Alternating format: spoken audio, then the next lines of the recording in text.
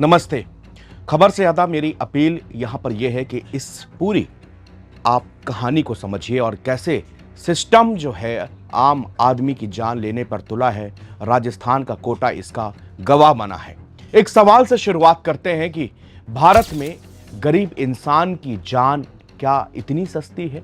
राजस्थान में जो हुआ, क्या इसके लिए सिस्टम दोषी नहीं है? 5 माओ की जान चली गई क्योंकि उनको दवाई की जगह पर पानी भरा हुआ इंजेक्शन दिया गया।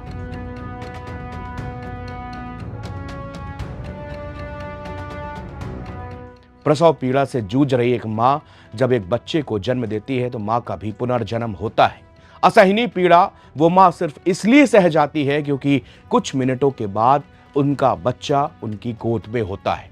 मगर राजस्थान के कोटा में सिजेरियन डिलीवरी के बाद 5 महिलाओं की मौत ने देश को हिला दिया है, स्तब्ध कर दिया है। जांच रिपोर्ट के मुताबिक महिलाओं को दिया गया ऑक्सीटोसिन इंजेक्शन नकली था और उसमें दवा की जगह पानी भरा हुआ था। इनको शर्म आनी चाहिए, मगर भ्रष्टाचारियों को जो नीचे से ऊपर तक डूबे हुए इनको शर्म नहीं आती। ये कोई हादसा नहीं बल्कि सीधे सीधे हत्या है। सच तो यह है कि ऊपर से नीचे तक पूरा सिस्टम करप्शन में डूबा हुआ है। किसको दोषी माना जाए? नेता से लेकर बाबू, क्लर्क, हर एक स्टेप पर करप्शन आता है। यही वजह है कि आज जिन माओं की गोद में खिलखिलाते बच्चे होने चाहिए वो कफन में लिपट गई। यही कारण है कि आज की तारीख में कोई भी सरकारी अस्पताल, सरकारी स्कूलों पर भरोसा नहीं करना चाहता, क्योंकि लोगों को पता है कि वहां पर पैसा नहीं लगेगा मगर जीवन बचेगा या नहीं, जीवन बनेगा या नहीं, भरोसा नहीं है। अगर टीम जीतती है ना तो कप्तान को क्रेडिट जाता है, हारती है तो भी उसी को कोसा जाता है, सवाल पूछे जाते हैं। और आज उसी विभाग के कप्तान यानी कि गजेंद्र सिंह खीवसार जो कि स्वास्थ्य मंत्री हैं, उनको भी नैतिक जिम्मेदारी लेनी चाहिए। निकालिए उन दरिंदों को जो इसमें शामिल थे, एक उदाहरण सेट कीजिए। नहीं कुछ कर सकते तो फिर आप सौंप दीजिए इस्तीफा। नहीं बचा सकते जान तो काहे कि फिर हेल्थ मिनिस्टर। हाथ जोड़कर निवेदन है कि कड़ी कार्रवाई कीजिए। अभी 1 साल नहीं हुआ जब छिंदवाड़ा में कफ सिरप पीकर 20 से ज्यादा बच्चों की जान चली गई। हमने उस दर्द को महसूस किया था। नवभारत टाइम्स की टीम उन घरों पर गई थी जिनके घर के दिए उजड़ गए थे। देश में दिवाली का जश्न था, उत्सव था, मगर उन घरों के चिराग बुझे हुए थे। मातम था, दर्द था, गुस्सा था। असहनीय पीड़ा से परिवार गुजर रहे थे। महीनों के बाद भी घर वाले बस जिंदगी जी रहे थे। उनके बच्चों की तस्वीरों पर फूलों का हार पड़ा था और दीवारें चीखों की गवाह थी। जांच हुई, फर्जी कंपनियों के नाम आए, नेताओं की मिली भगत का खुलासा भी हुआ, मगर उन पर क्या कार्रवाई हुई आज तक पता नहीं चला।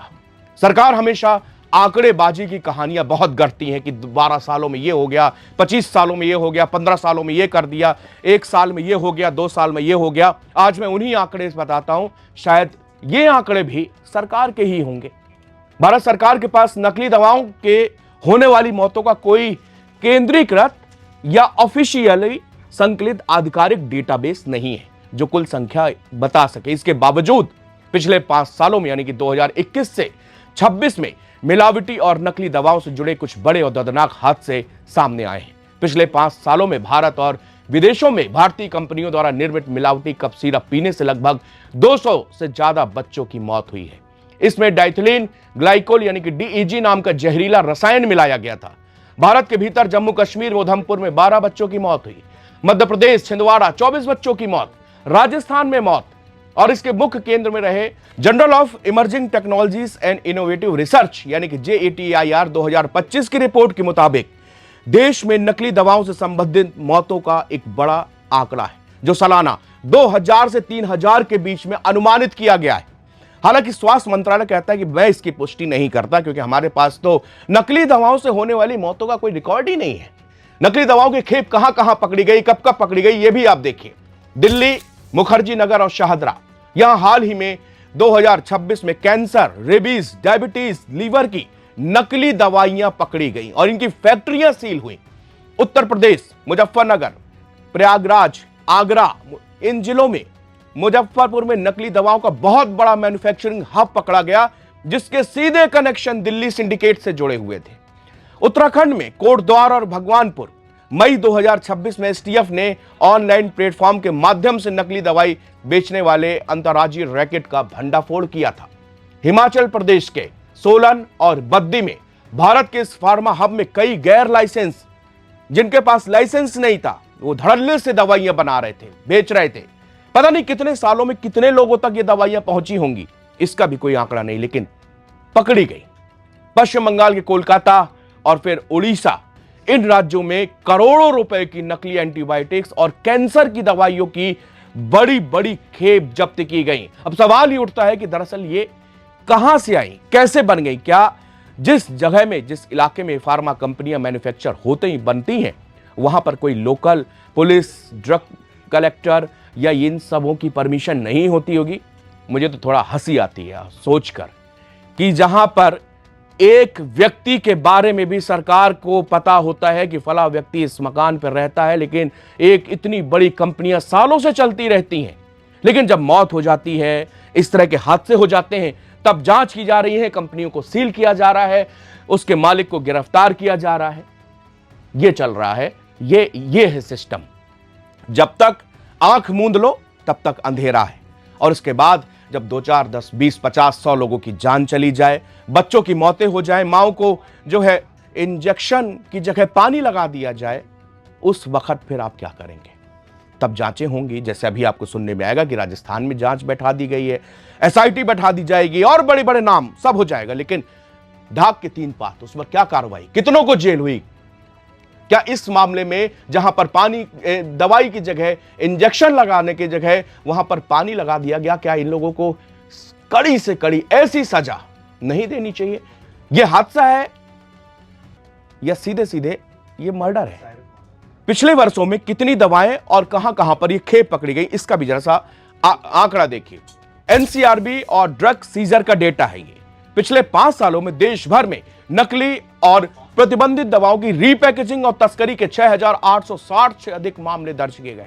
सोचिए, नकली दवाइयां, और 7,895 लोगों की गिरफ्तारियां हुई, और इसी ड्यूरेशन में 1,000 करोड़ रुपए से अधिक के बाजार मूल्य की नकली दवाएं पकड़ी जाती हैं। 1,000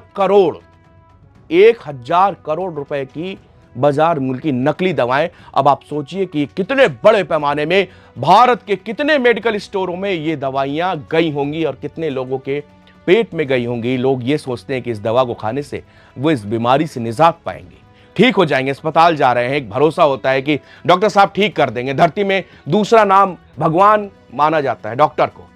हर आदमी की एक इमोशंस होते हैं कि भाई हमें तकलीफ है, हम दूर करेंगे, हमें दवाइयां मिलेंगी, लेकिन वो क्या पता कि असली है नकली। अब हम लोग फार्मा का कोर्स तो दुनिया में हर व्यक्ति किए नहीं, हर आदमी एमबीबीएस एमडी तो किए नहीं है, तो उसको कैसे पता चलेगा कि कौन दवा नकली है, कौन दवा असली है? लेकिन जिन्होंने किए हैं, जिनको ये काम सौंपा गया है, वो क्या कर रहे हैं? इसमें से जो 1,000 करोड़ रुपए की नकली बाजार मूल्य की दवाएं बता रहा हूं, इसमें से 35 लाख से अधिक नकली टैबलेट थी, 1,20,000 सिरप की बोतलें, और कैंसर और किडनी जैसी गंभीर बीमारियों की 45,000 से अधिक नकली इंजेक्शन शामिल है। दिल्ली एनसीआर में अभी रैकेट पकड़ा गया है 2026 मई में ही। उसमें पुलिस ने 6 से 7 करोड़ रुपए की नकली जीवन रक्षक दवाएं, कैंसर, रेबीज वैक्सीन की जब्त की है। मुजफ्फरनगर में फैक्ट्री सील हुई है। 2000 केजी से अधिक का कच्चा माल, यानी कि जो केमिकल, स्टार्च, ये सब होता, पाउडर, ये सब जब्त किए गए हैं। उत्तर प्रदेश का एफएसडीए का डेटा, अकेले उत्तर प्रदेश में पिछले 3 सालों के भीतर 67.60 करोड़ रुपए की नकली और मिलावटी दवाएं जब्त की जा चुकी हैं। ये अब आंकड़े हैं, ये आंकड़े जो कि बता रहे हैं कि सिस्टम में कौन घुसा हुआ है, किस तरह से घुसा हुआ है और कैसे इसको निकाला जा सके। कौन इसको निकाल सकता है? किसकी हिम्मत है जो सिस्टम में इतने अंदर तक, जो कि जोंक की तरह लगे हुए हैं, चूसे चला दे रहे हैं पूरी सिस्टम को, और कब फिर लोगों की मौत होती है। अच्छा, हिंदुस्तान में मौत भी बहुत, इंसान की जानी सस्ती लगती है। कभी कभी दुख होता है, अफसोस होता है कि ऐसी अगर हादसों को हम टाल नहीं सकते, हादसे होते हैं, दुनिया के हर कोने में होते हैं, हमें यह शिकायत नहीं है। हमें शिकायत यह है कि हादसों से हमने सीखा क्या। अगर एक ब्रिज हादसा हो जाए तो हम ये इंश्योर करें कि पूरे देश में ऐसा नहीं होगा। अगर एक क्रूज कहीं पलट जाए तो हम ये सोचें कि देश में अंदर कहां कहां पर हमारे पास लाइफ जैकेट्स नहीं है। नहीं पहनाई जाती हैं ताकि जान बचाई जा सके। हर इंसान को अपनी जिम्मेदारी, जिसको उसके लिए गद्दी में बैठाया गया है, वो अगर ईमानदारी से निभाएगा तो ये संभव है। लेकिन ईमानदारी शब्द अब सुनने में बहुत खूबसूरत लगता है, लेकिन इसको अपनाना कोई नहीं चाहता। राजस्थान के हेल्थ मिनिस्टर गजेंद्र सिंह खेवसार ने खुद माना कि ऑक्सीटोसिन के अंदर सिर्फ पानी भरा था। उन्होंने कहा कि ये अनियमितता हमने पाई है, हम उनको 20 से 25% की छूट देते हैं कि आपके पास ड्रग्स नहीं तो लोकल से ले सकते हो। तो लोकल परचेज किया गया था, उसके अंदर दवाई की भी कोई मात्रा नहीं थी। जब डॉक्टर ने इंजेक्शन दिया तो इंजेक्शन पोस्ट डिलीवरी के बाद ब्लीडिंग रोकता है, तो जब इंजेक्शन दिया और उसके अंदर ड्रग ही नहीं थी तो खाली पानी गया, तो एक्सेसिव ब्लीडिंग तो जरूर होगी। ये जो दवा है, इस दवा के बारे में मैं थोड़ा सा संक्षेप में, मैं एमबीबीएस डॉक्टर नहीं है, लेकिन जितना हमने पढ़ा है वो इस इंजेक्शन के बारे में, तो प्रसव पीड़ा से जूझ रही माँ, जब उसकी सिजेरियन डिलीवरी होती है, यानी कि ऑपरेशन करके बच्चे को बाहर निकाला जाता है, उस समय भारी ब्लीडिंग महिलाओं के होती है। उस वक्त पर यह इंजेक्शन बिल्कुल जीवन और मौत के बीच एक दीवार बन के खड़ा होता है। अब आप इसकी अहमियत समझ लीजिए। ये ब्लड को तुरंत रोकता है, उसकी क्लॉटिंग बनाता है और उसको वहीं स्टॉप कर देता है, नहीं तो कुछ मिनटों के अंदर शरीर के अंदर एक बूंद खून भी नहीं रह जाता।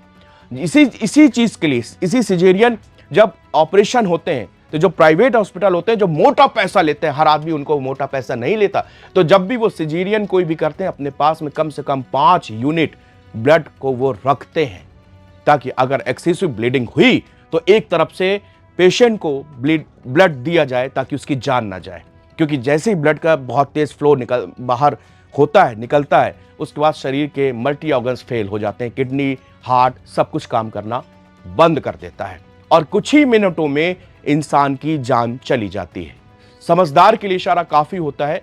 उम्मीद करते हैं, बस उम्मीद ही कर सकते हैं दरअसल, कि इस मामले में कोई एक कड़ी कार्रवाई ऐसी कीजिए, वो हाथ जोड़ के विनम्र निवेदन कि ऐसी कार्रवाई कीजिए जो देश में नजीर बन जाए।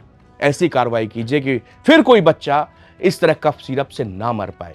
कोई ऐसी कार्रवाई कीजिए कि कोई माँ ऐसे फिर ना मर पाए। कोई ऐसी आप कार्रवाई कीजिए तो अगर कोई चाहे, सोचे तो उसकी रूह कांप जाए। हो सकता है कभी कभी नियम कायदे कानून में के बंद के ये सब संभव नहीं होता, लेकिन नजीर पेश करना पड़ेगा। अगर नजीर पेश नहीं करेंगे तो ये जो आंकड़े हैं ये हर घर तक पहुंचेंगे और न जाने देश के अंदर कितनी नकली दवाओं से, नकली चीजों से मौत हो जाएगी। यहां पर सिर्फ हम अपनी जीवन रक्षक दवाइयों की बात कर रहे हैं। इसके अलावा अगर खाने पीने के सामान में पहुंच जाएं तो ये आंकड़ा ये ना हम बता सकते हैं, ना आप सुन सकते हैं। ये सिर्फ मेडिसिन की बात हुई है, सिर्फ केवल और केवल दवाइयां जो हमारी जिंदगी बचाती हैं। मुझे इजाजत दीजिए। मैं विनीत त्रिपाठी आपको यहां पर इस खबर के बारे में और सरकार से ये अपील करना चाहता हूं कि प्लीज इन सब चीजों में ध्यान देना पड़ेगा और ऐसे अधिकारी जो इसमें संलिप्त हो उनके खिलाफ भी कड़ी से कड़ी कार्रवाई की जाए। हम समझते हैं केवल नेता मंत्री दोषी नहीं है, सिस्टम पूरा नीचे से ऊपर तक सरकारी अमला इसमें मिला होता है, शामिल होता है। उनके ऊपर कार्रवाई कीजिए ताकि अगली बार कुछ ऐसी घटना ना हो। शुक्रिया।